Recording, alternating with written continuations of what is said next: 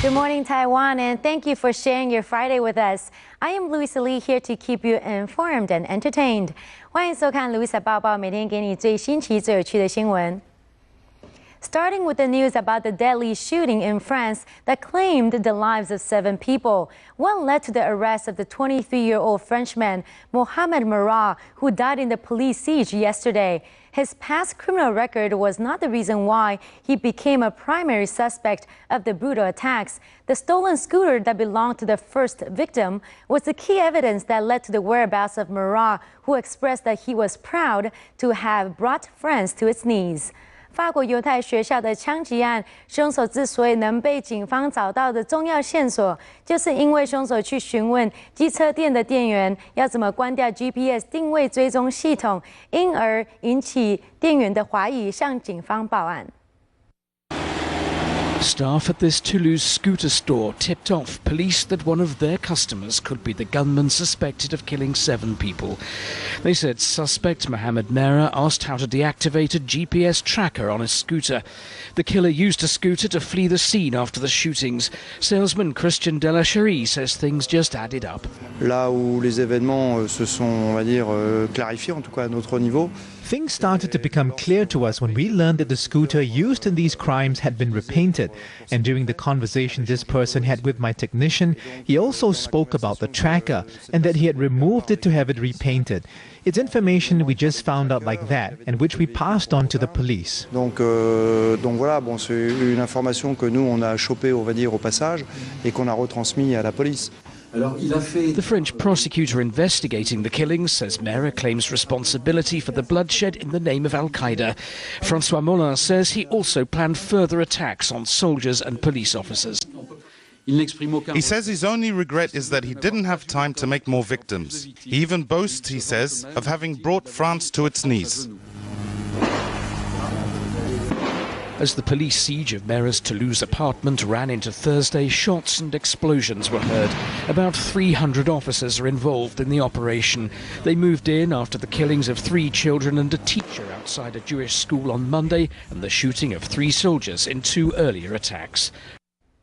And now to other news. A Brazilian artist is tapping into his creative side by developing a giant maze made from 30 tons of recycled waste. His main purpose at the youth park in Sao Paulo is to bring awareness to the public eye about the need to reduce garbage. 巴西有个艺术家用回收的垃圾做成了3个超大型的迷宫。他说，希望透过这些装置艺术，让大家了解资源回收、环境保护的重要。 Brazilian artist Eduardo Sor utilized more than 200 compacted drinking bottles, plastic and aluminum foil packages, as well as aluminum pots, which people very often discard as waste, to construct a 15-meter-long and 2.2-meter-high maze. He installed 3 labyrinths in the city in total, with each of them being made of 30 tons of recycled blocks. Visitors are being allowed to access the maze, following its pattern and looking for a way out. Que o público entra, aí ele tem a perda de orientação lá dentro e tem que encontrar a saída. Essa obra é uma metáfora do que a nossa sociedade está fazendo com o planeta. A gente produz lixo em excesso, a gente descarta lixo em excesso e a gente está construindo um labirinto. A gente precisa encontrar uma saída para esse problema. Meanwhile, parents have brought their children to the art zone in the hope that their children can learn about environmental protection and become more sensitive to recycling from earlier on. Visitors said that while many people fail to do garbage waste sorting and recycling, the maze reminds them the importance of waste classifications and improve people's awareness about environmental issues. Todo esse lixo aqui, reutilizando e tudo mais. Se você continuar a reutilizar, vai melhorar o mundo e tudo mais. And if you have been following Linsanity, then you know he remains a hot commodity, both on the court and on the market. As long as you're linked to Jeremy Lin, you're bound to make some cash. Now in Taiwan, travel agencies are using his name to attract customers who want to catch the NBA star in action. 林书豪在美国 NBA 掀起 Linsanity 的风潮，现在在台湾也出现了一个以 Linsanity 当作号召的旅游团，要带旅客到纽约去亲身体验林来疯。They are the first group of Taiwanese tourists to arrive in the Big Apple as part of the Linsanity Tour, which will offer them a 10-day visit in the East Coast. The package comes with an irresistible factor, the great opportunity of seeing NBA basketball's newest sensation, the New York Knicks' Jeremy Lin, in person. Businesses that are associated with the name of the 23-year-old athlete who shot to stardom this season are seeing a rise in their sales, with this particular travel agency experiencing a 30% hike. The Linsanity Tours has proven to be a money-making idea, with some missing school and some closing down their restaurant just to have the chance to visualize a potentially victorious game. Unfortunately, it was a win-win situation for all. With the Taiwanese fans cheering, the Knicks won the game against the Raptors on Tuesday, 106-87, with Lin scoring 18 points and dishing out 10 assists. For the Angry Birds fans, things are about to get more exciting, with the games becoming a reality. The first Angry Birds activity park is set to be launched in Finland next month, not to mention its plan to roll out more playgrounds around the UK in the near future.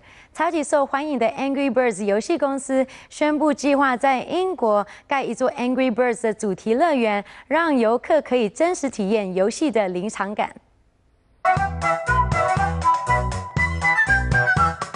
The maker of the hit game Angry Birds is using the momentum it's mustered in mobile to catapult into new real-world opportunities. The Finnish startup Rovio, behind the world's most downloaded game, is planning to launch themed activity parks in Britain and has struck a deal with the world's biggest retailer, Walmart, to sell limited edition merchandise in its stores. Rovio's marketing chief, Peter Vesterbacka, explained the company is evolving into an entertainment brand rather than simply a games company.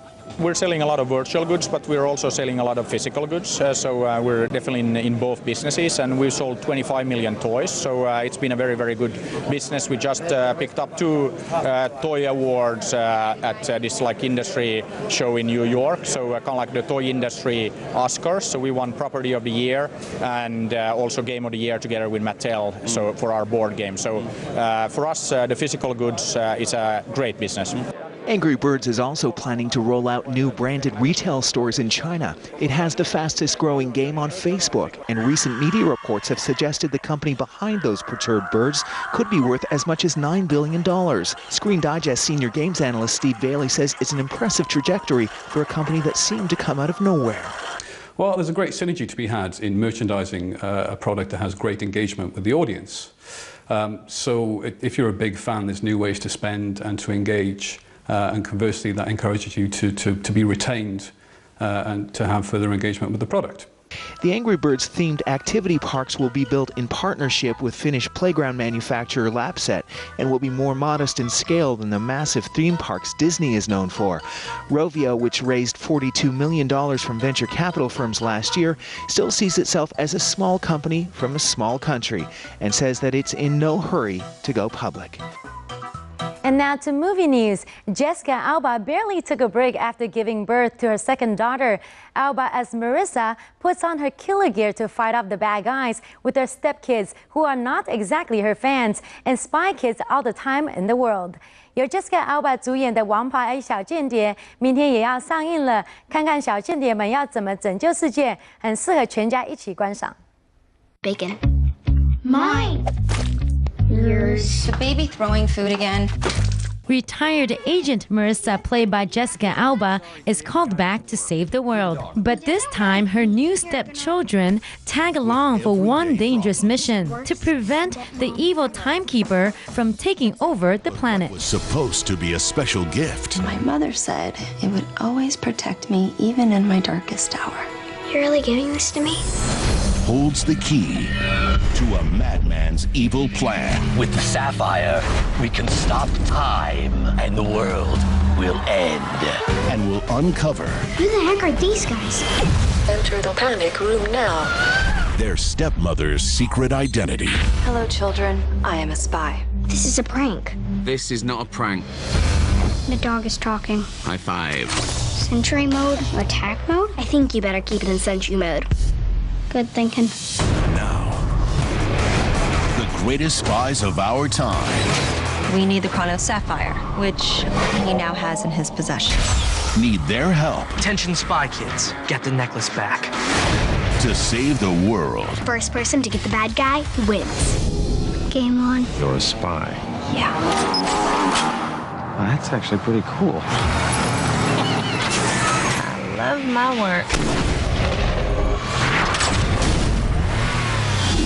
When time stops, Fire up your gadgets. They're not activated. the adventure begins. Hammer time. What are you gonna do? What I do best. Enjoy the ride! The smaller the spy, You're the best spy mom ever. the bigger the hero. I'm gonna hurl! Here you go. Good job, Cecil! Spy Kids. Take your little ones to enjoy Spy Kids 4 this Friday. And that is all the time we have for this edition. I am Louisa Lee, and we'll see you back here on Monday. Enjoy your Friday and your weekend ahead. Meanwhile, stay with CTS to find out what the weather will be like in the days to come and for more top stories.